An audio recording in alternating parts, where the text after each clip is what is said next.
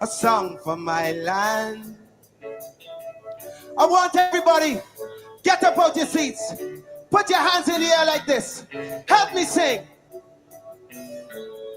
Rose up early this morning to the sounds of crying.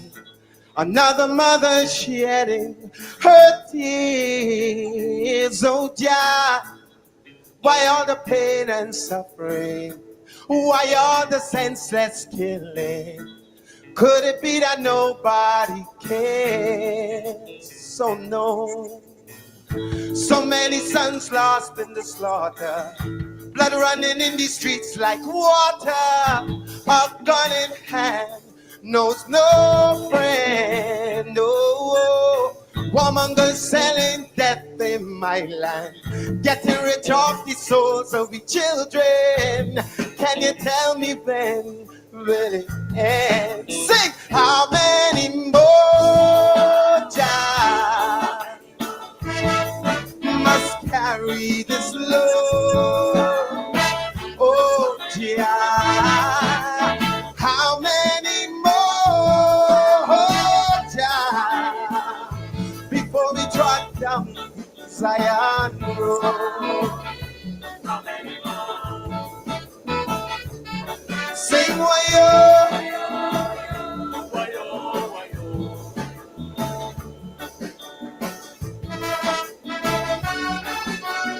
come on, let me see those hands. Heavenly Father, won't you hear my plea? Send a helping hand for the country. In man, there's no solution. No. I'm begging for the children's future. Oh, yeah, drugs got them by the collar. How can we stop this mind pollution? Too many starving and too many hungry. Too many homeless souls in the city. It seems like there's no. Too many big shots with too much connections. Too many loopholes in Babylon system. Oh, yeah, how can your children cope? Sing! How many more jobs must carry this load? How many more jobs before we trot down Zion Road?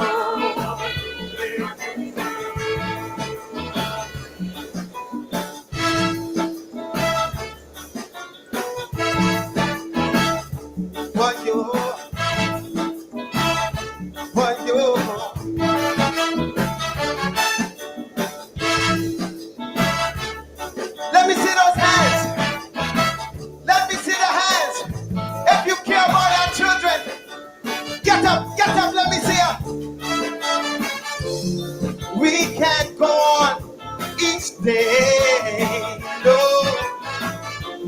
We got to find a better way. People, it's up to each of you to help our children through this cruel and torrid life, 'cause it's we who created the strife. Say, how many more times must carry this load? How many more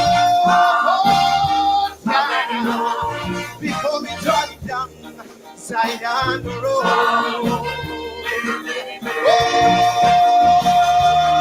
how many more? How many more? How many more now? Hey, how many more? How many more? Oh, yeah. Won't you hear my? Get up, let me see ya. We can't go on each day, no. We got to find a better way. People, it's up to each of you to help our children through this cruel and torrid life, 'cause it's we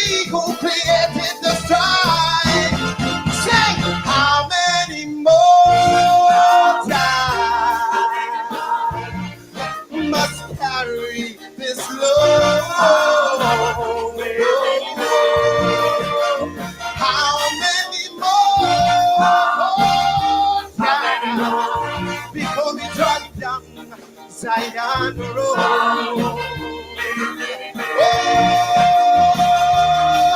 many more? How many more? How many more? Hey, how many more? How many more? Oh, dear. Won't you hear my plea? I'm down on bended knees. Oh, yeah. How many more? How many more?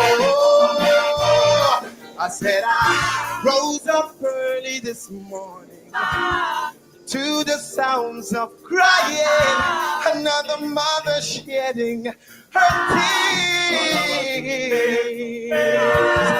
Oh dear, how many more? How many more? How many more? How many more? How many more? John King out of Barbados. How many more? It's become the anthem that we invoke so often. How many more? Decades before John King did that calypso in 1996. 2 decades before, Bob Marley sang Johnny Was. Johnny was a good man. Johnny was a good man. Johnny was shot down. Woman hold her head and cry, for her son has been shot down on the street and die, all because of the system. 1973, Catch a Fire album. 1996, John King. How many more? How many more? That was the cry from the Middle Passage. How many more? That was the cry on the slave plantation. How many more? That was the cry after emancipation. How many more? That was the cry from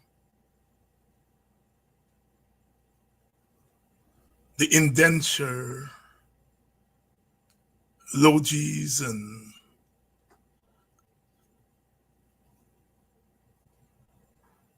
the plantation where our sisters and brothers were brought after emancipation. How many more? That has been the cry after independence. How many more? How many more? How many more? Please share the link. We come tonight. We come tonight. Mourning the loss of 2 brothers from Linden. One shot yesterday. And as his people protest today, another one shot down on the streets like dogs. Like dogs. How many more? How many more? How many more? How many more? We condemn, we cry, we wail. It never stops. It doesn't stop.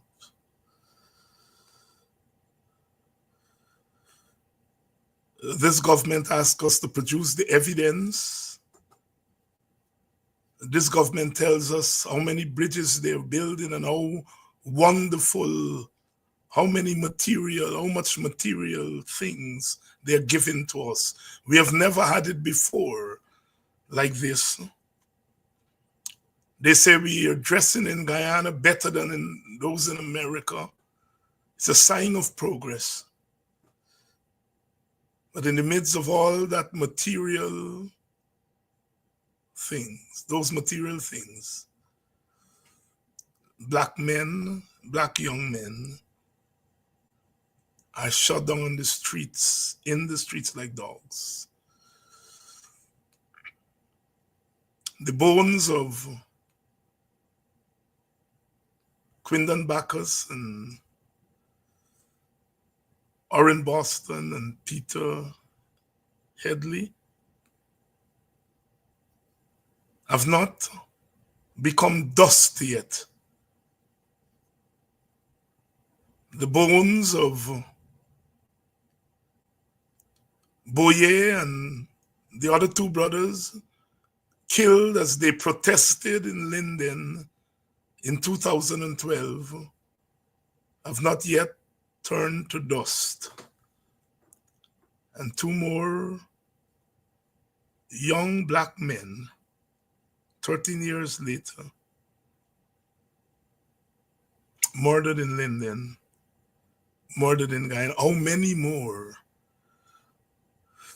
How many more? When will it stop? I read the column written by Dr. Jeffrey this past weekend.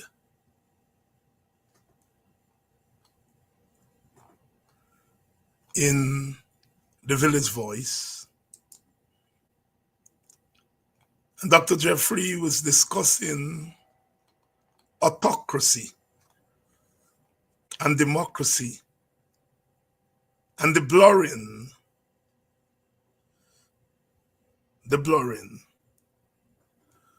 of the lines between democracy and autocracy.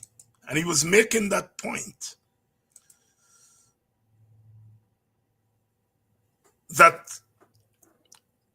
the material things that governments like the Guyanese government are using, that is blurring the autocratic governance that is taking over, has taken over.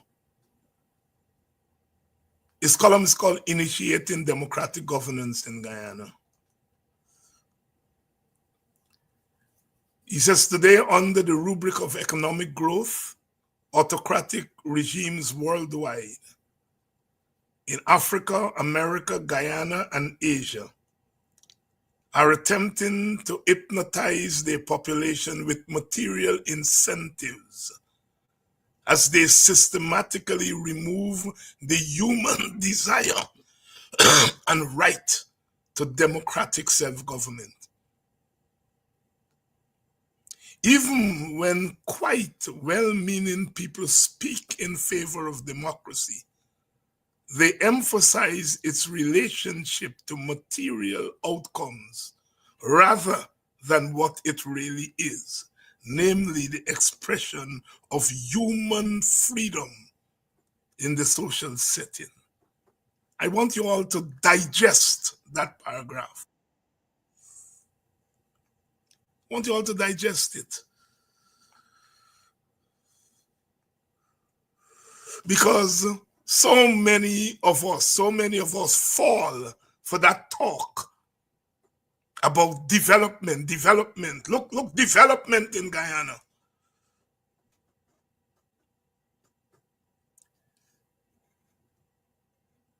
And we measure our progress in Guyana by that so-called development and ignore the absence of the human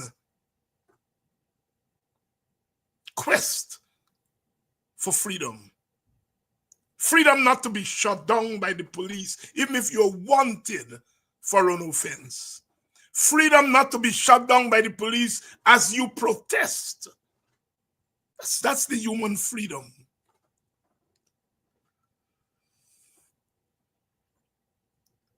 This morning I watched the president as he asked that we do not politicize what happened in Linden. That the police is going to investigate the shooting of the young man yesterday. Hours later, The very police has shot dead another young man protesting. The president only this morning saying not to politicize.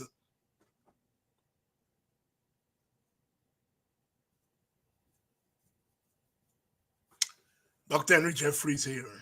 He did not know as he was writing that column, unless he's an Obia man, and I don't know that he has those powers. He could not know that the prophetic spirit behind that column is going to play itself out in a matter of hours.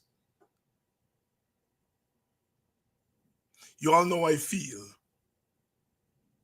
as a black man, how I feel about what is being done and what has been done to black people in Guyana and other parts of the world, and I'm restraining myself tonight.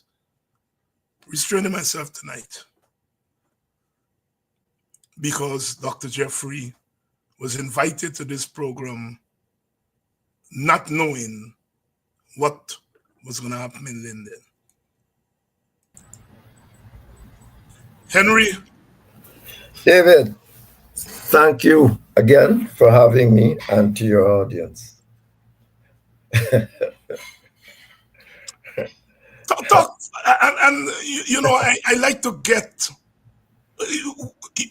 we all write. We write books, we write columns, we write articles, we write, and you have to make that decision as, what am I going to write on this week?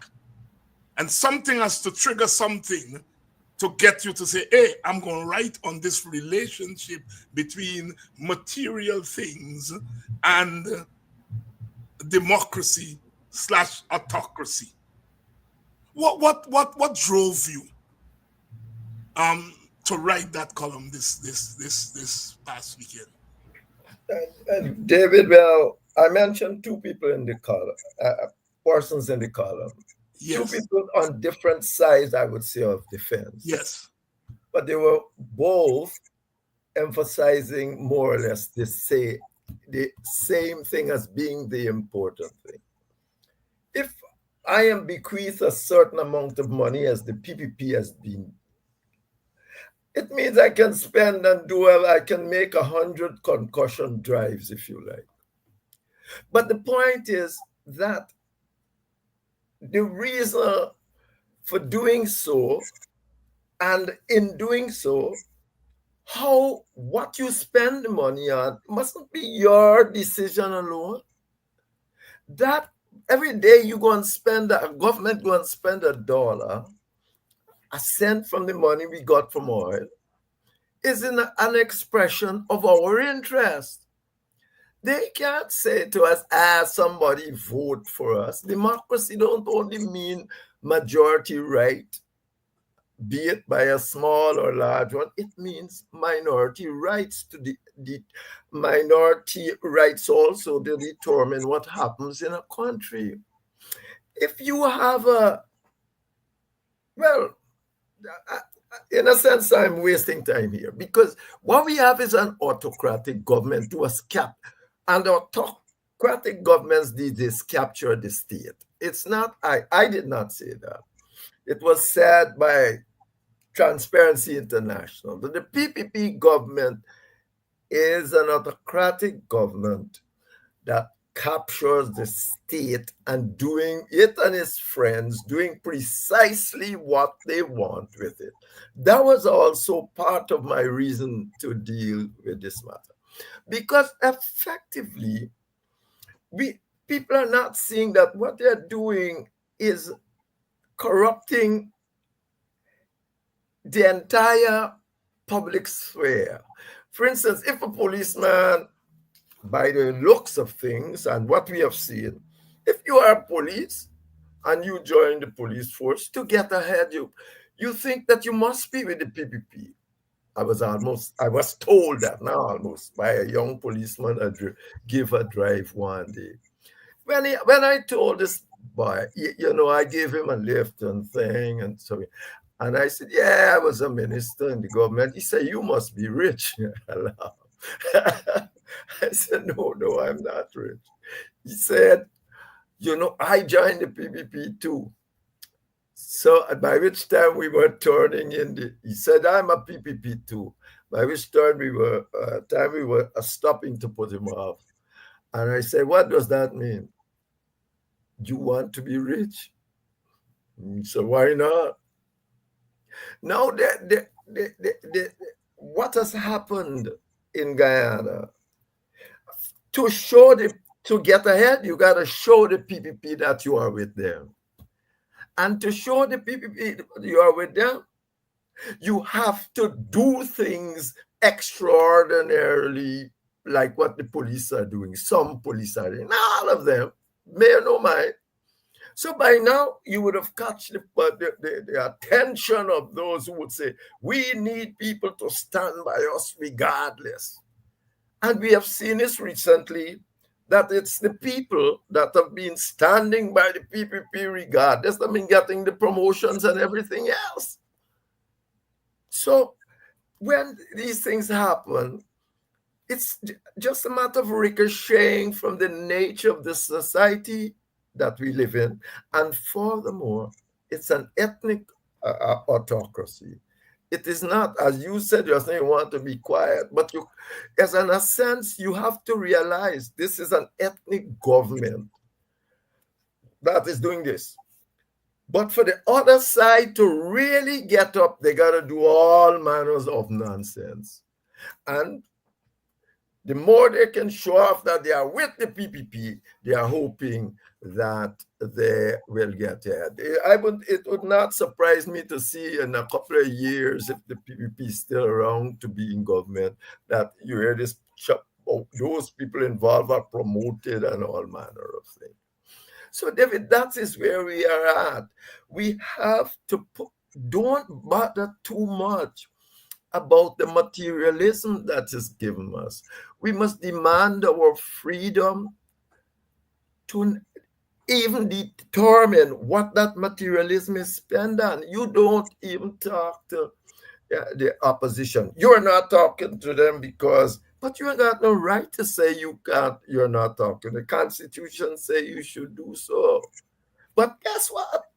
And I sometimes want to know, indeed, I saw the same Lincoln Lewis did write this bit. He says, but anytime they want, they're in dire straits, like with Venezuela, they call you. They come, that will be tough. But you're not talking about my people that are being shot. You're not talking about my people that don't have jobs. You don't want to talk. These are my constituents, largely so. You are not talking about these things. Venezuela, and then you want to talk to me. And then what I do, I run and talk to you because of Venezuela. I have conditionalities for anything. I must have conditionals. After all, I'm not here because of me. I have constituents that are badly treated in Guyana. And I can't just go and decide to talk about no border. Yes, Venezuela, what they're doing is terrible. But you want me to be part of it, to send my constituents, given the demographics, to get killed. Because if the Venezuelan cross, most of the people in the army are African. They go ahead and get killed. You want me to send my constituents. When you're telling me you cannot talk to me about the right to be part of the process of governance in Guyana. Think about that. Think about the lunacy of it all. And that is what these things hang together. They think road, more salary that you can buy. They're not even giving the Africans the salary. As I said before, in 2004, these public servants, teachers who get 3.4% of GDP. They're not even getting a good 1%. No. Right, the oil and all that, but even if you do it the other way around. So,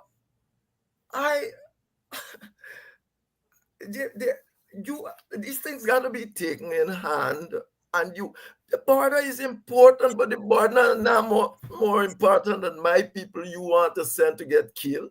It's their vote for me.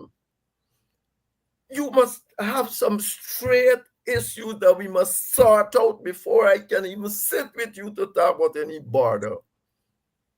I would talk to you about border when I can talk about what my people's right in the context of the border. But they do that. They come to you and they do the next day, they shut you down. Then next day you get shot in Linden, and there's this, and you're gonna make this nice, and it's hopefully gonna go away and all of that. But it's not acceptable. Here you're gonna tell yourself, one day I might win government. Well, if you don't win government, wow, but this continues forever. This continues forever. You can't even get the people who are calling you to talk to follow the advice of almost every person that been to an election in this country. They list bad. You got to change it. You got the Caribbean people. Where are they? By no time you should go in front of CARICOM and after start making noise. Where are these CARICOM people who've been saying you should go to Atlanta, mobilize people to go to Atlanta and make noise? Even if it's 3 people, where's the Carter Center? Where is it? The truth is that I don't know. This whole thing has to change. The governance structure has to change, or else nothing will change. That's it. These people are dying, as you said, and as the singer was saying all the time. They've been dying for years, right? Whether or not it's 1,400 or only 500 or 400, people are dying because of this system. And the wish of human beings to be free. Because there will always be, you might catch some people who are going to think and, oh, give me a car, give me this, give me some money, thing. But even they, in their minds, know what they're doing. But you're going to always have some Kwayanas in this world who wants to be free. Always. And express the wishes of the vast majority, even those who are being hobnobbing with the thing. They want to be free and they know what they're doing. So, Jeffrey, and you're on spot. You're on spot. You have laid everything in perspective. We are in an election year. The PPP wants to win election. The PPP is in control of the state, the government. The opposition has been saying you are not doing right by African Guyanese. You mentioned Kwayana just now.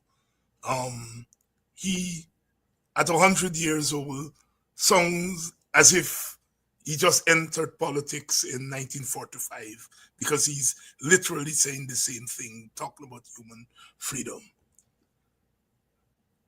The president this morning, as I said, when I first got wind, when I turned on my TV and I saw Mark Benchop broadcasting protests in Linden. And then the president told the press that, look, he's going to investigate the shooting and so on. And then hours later, protests they shot. You are in government. What does the president... Somebody shot in Linden. This obviously is embarrassing for the PPP. What does the president tell the commissioner of police, who then tells the commander, who then tells his force there? Are they telling them, those people out there who are protesting, shoot them down?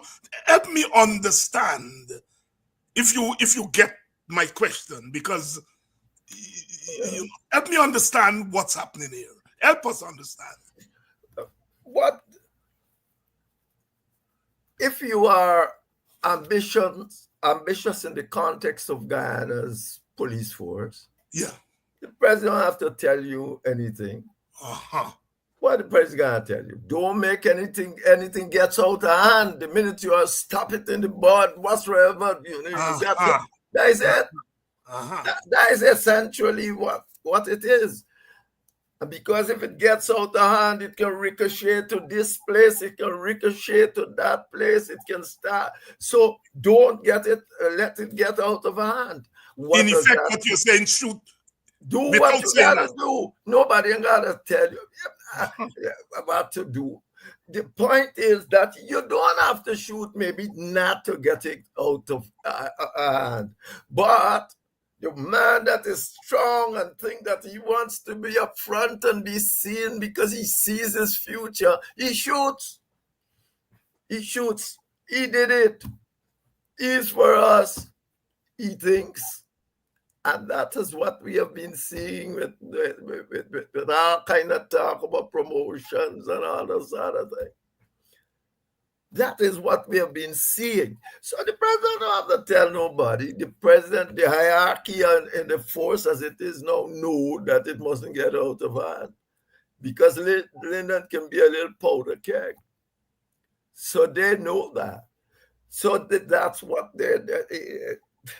it's simple. It's the ordinary man on the ground that can read this in a lot of ways differently. Mm-hmm. Right? He can read it.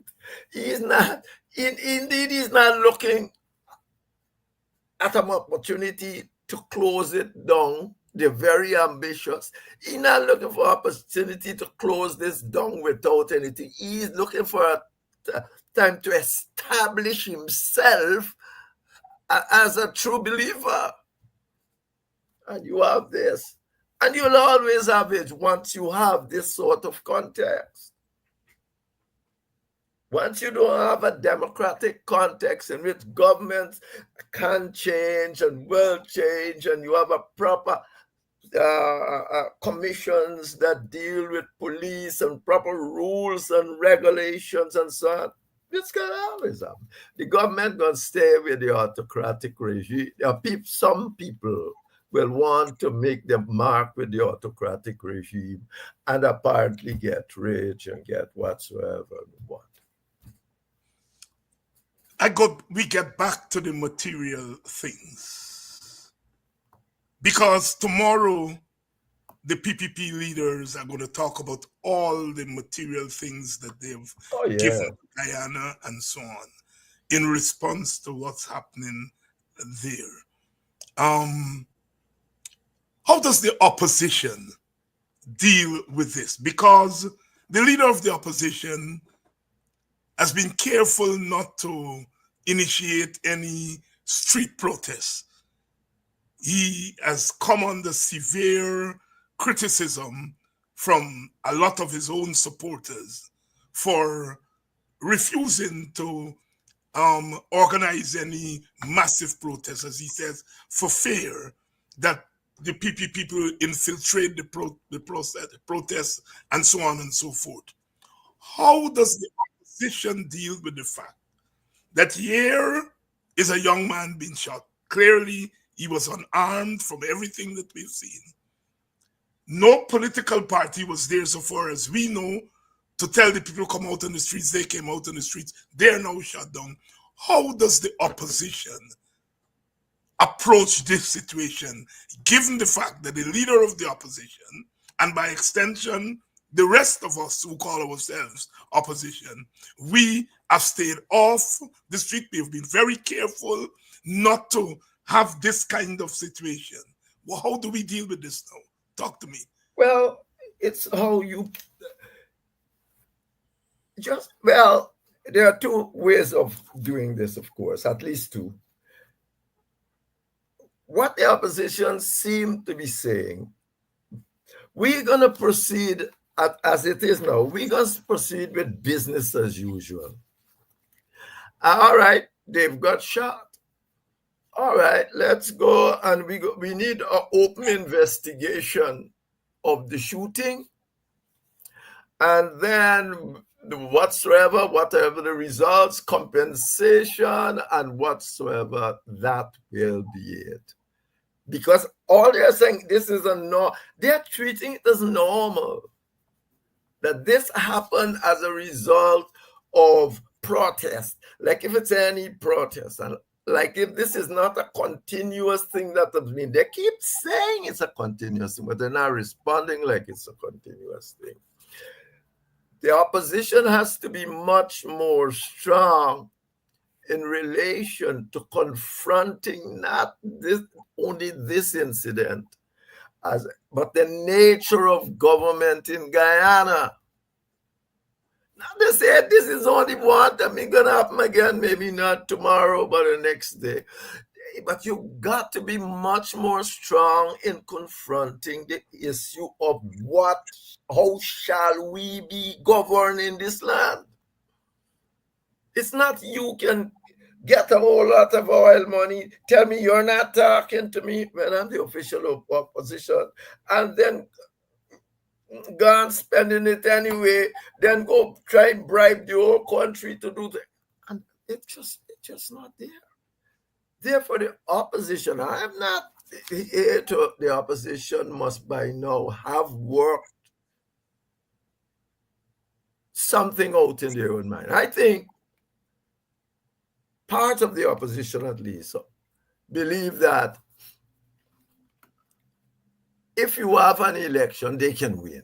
Because, and they will say, look at the census, the PPN showing you the census. Even with the present situation, some believe so, that they can win because even the census, but PPP don't give you census. Remember the last time before, we haven't got census for a long time because PPP don't want you to see the real numbers on the ground.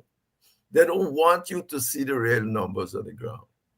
And so the opposition has that option of saying, all right, I think I mentioned that in my paper, that some of them go along like if everything is all right.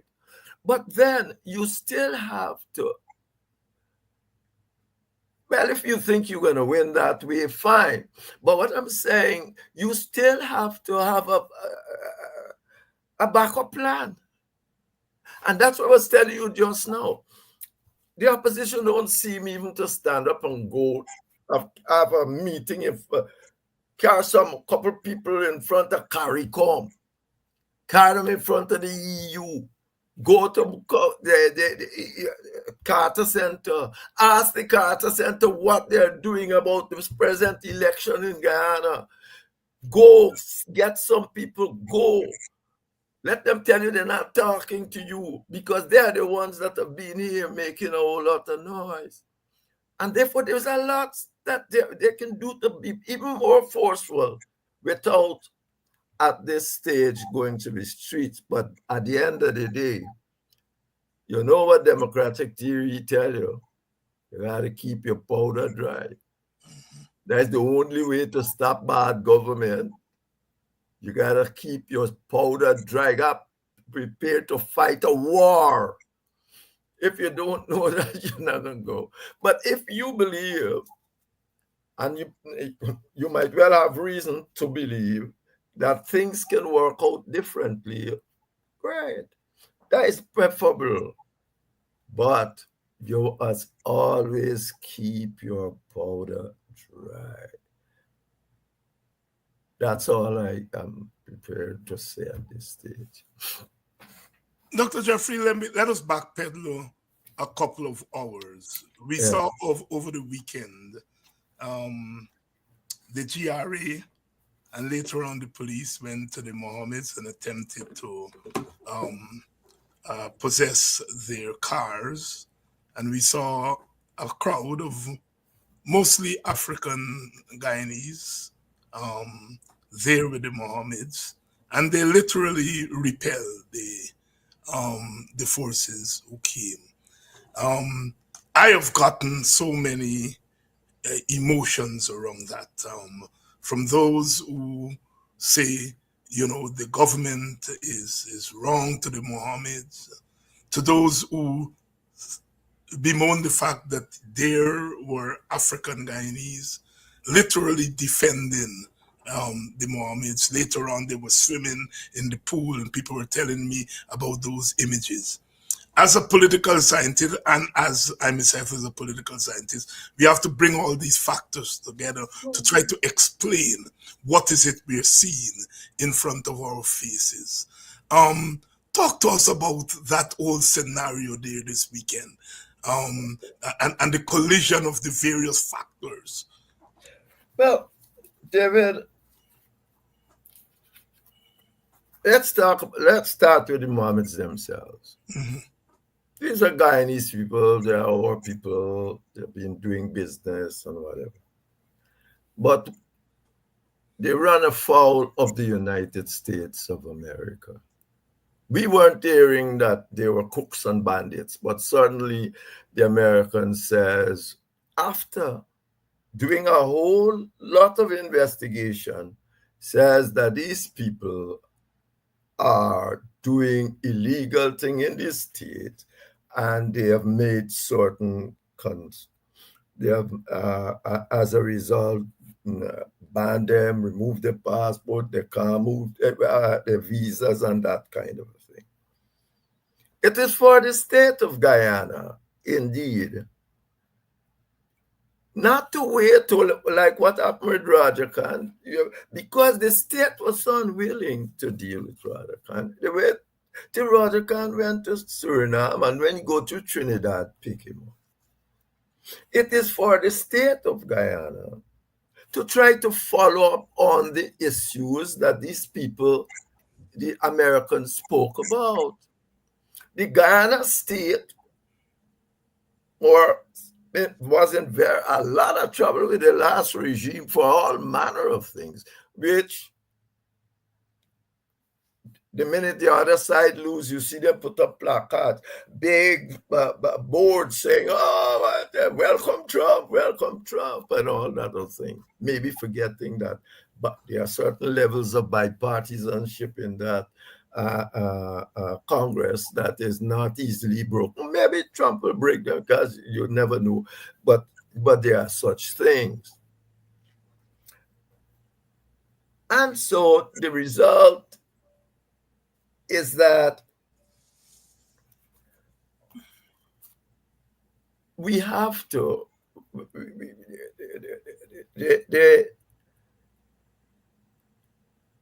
the way we go about the business, the way we are,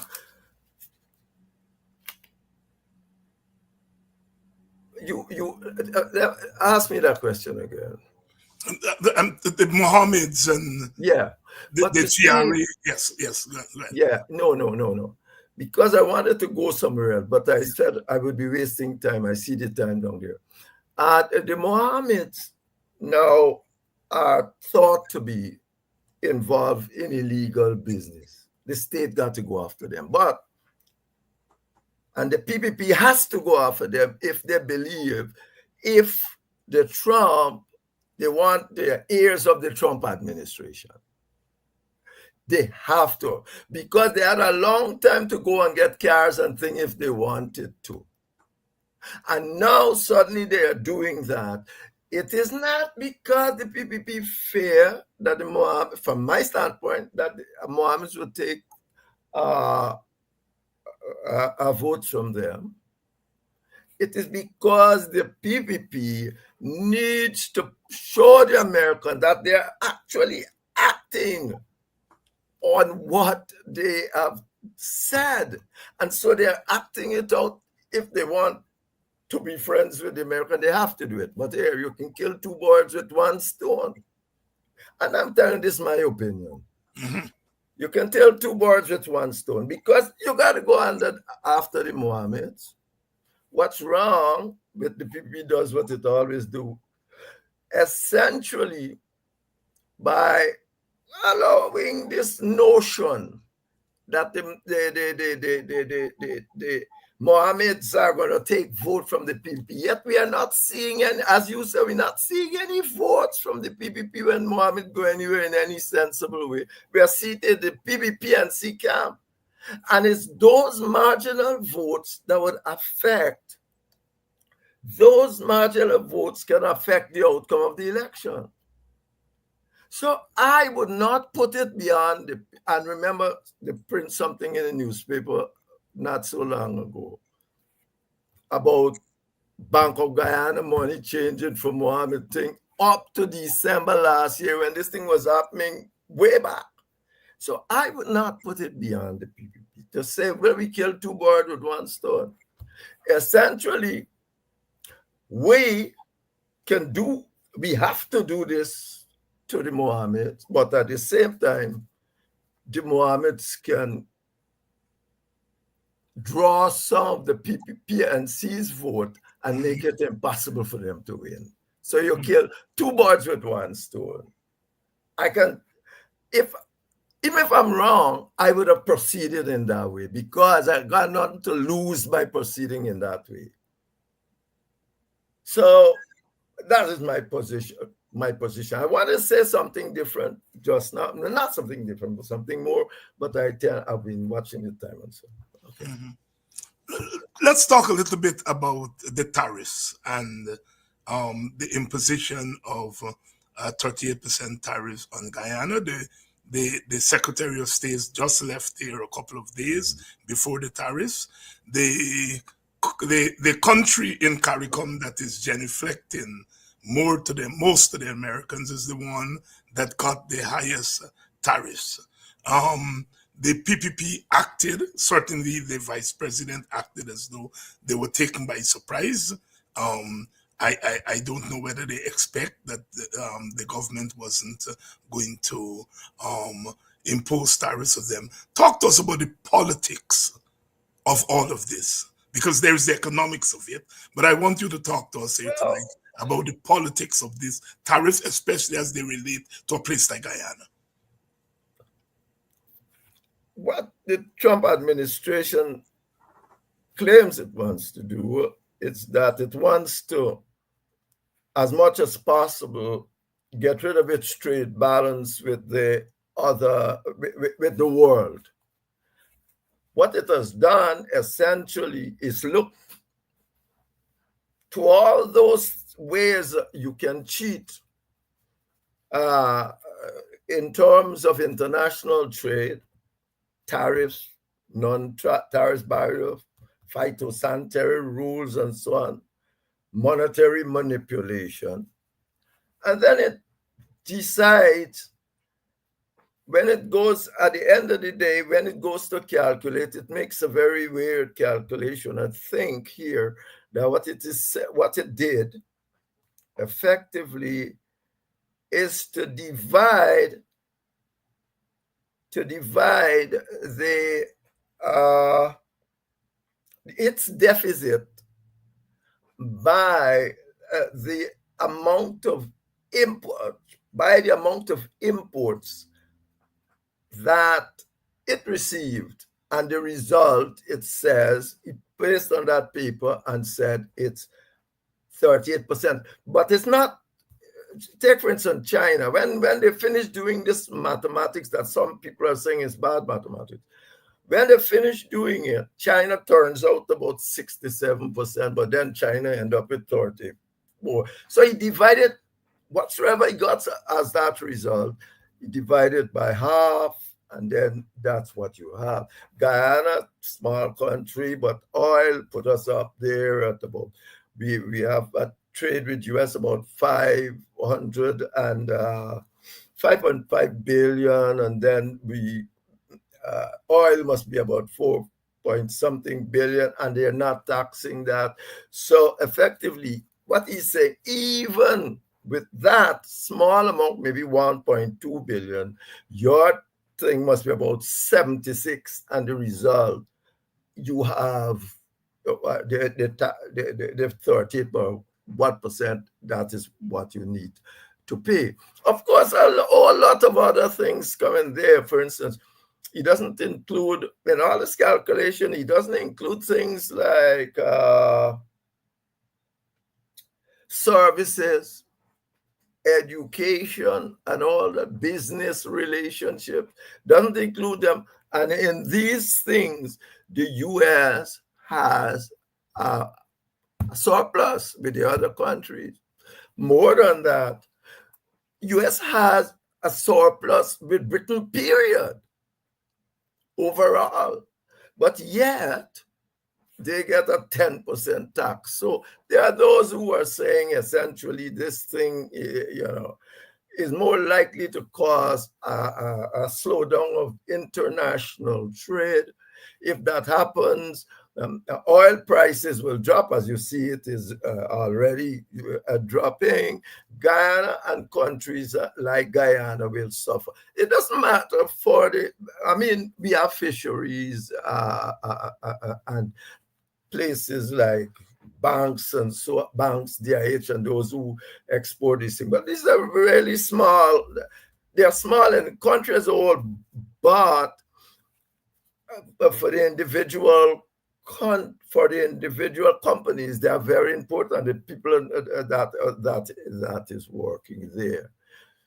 Trump and people have been saying that open to negotiations, and the notion in terms of the Guyana, well, at least in terms of Guyana, is that you can go now and demonstrate that how we get land and maybe look that bad is because we have all this oil and so on that is coming from Guyana, and the result might be a reduction in the tariffs.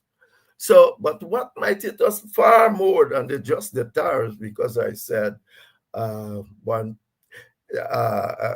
might hit us far more than the tariffs is the slowdown of international trade that's going to affect the oil prices and all of that kind of a thing. I think that the government should, as it says, will make a case, and that's what it has to be at this point of time. I can't see it's anything else.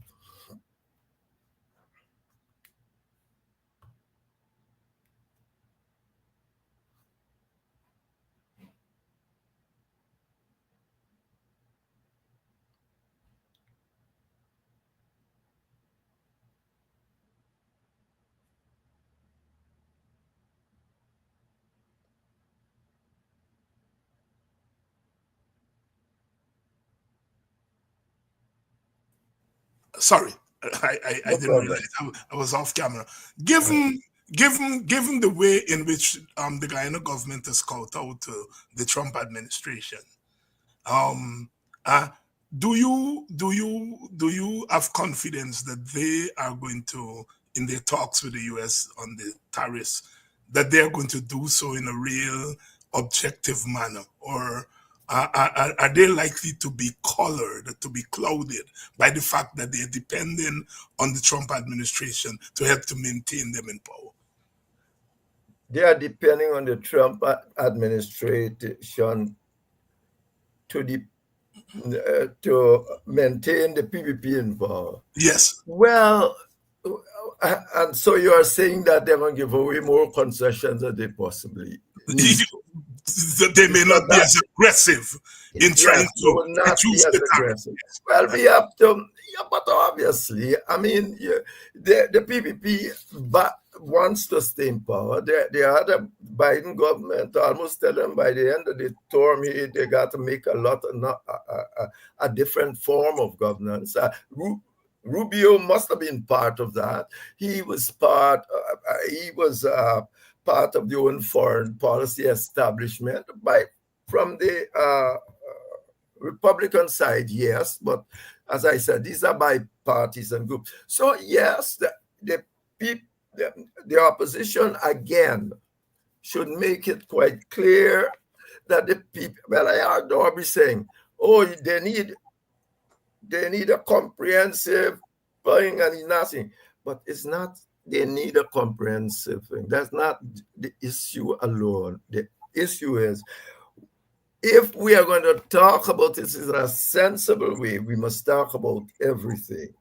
Not only that, but effectively, if we're going to have effective policy that we can support even during election period, it means that we got to sit at the table. We got to be part of the decision-making process. You can't just say the government must do this and the government must do that. The government is for all of us. The government won by one seat majority a few a few votes, not even a whole seat. So the result is that is not, that we got parliament. Parliament is also there to defend the right of the minority. That's what it's there to do too. So that is how this has to do. We must sit at the table. We must insist. If they want to do it alone, then autocratic regime, let them go do it alone. Dr. Henry Jeffrey here. Dr. Jeffrey, thank you for joining us again this evening. A very hectic day, a very painful day, certainly for the people of Linden, African Guyanese, the opposition, and Guyanese in general. I suspect I may have to call upon you even before your 2 week 2 weeks is up, given the way in which things are galloping here in Guyana. So I please stand by. But thank you for joining us this evening. Thank you and your audience again, David. Dr. Henry Jeffrey here, as I said, on a painful day, a very painful day. Another day, another day, another day, another painful day in our Guyana. I know you have to go because there are other platforms that are covering these events that are unfolding before our very eyes. I just want to leave by saying tonight, we told you all, this is not going to end nice. This election that is coming up is not just a mere election. And the PPP is going to use every ounce of force at its disposal in order to get its way. We are in the midst of something big in our country. I'm gone, but I'll come back tomorrow night, and we are going to be peeling this onion, the skin of the onion. Good night. Good night to the people of Linden. Stay strong. Stay strong. Stay strong.